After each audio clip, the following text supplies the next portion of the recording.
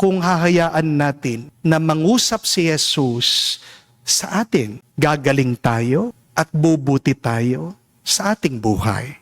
Amen? Kaya nga po mga kapatid, kung nahihirapan ka dahil meron kang libo-libong masamang espiritu o problema sa iyong buhay, iharap mo yan sa Diyos. Papalayain ka ng Panginoon. Kung ramdam mo na sobrang dumi mo na, hindi ka man karapat-dapat sa Kanya, tandaan mo, tatawid ng dagat, ng impyerno ang Panginoon para lang sa iyo. Kung papapasukin mo si Jesus sa iyong buhay, ito ang epekto.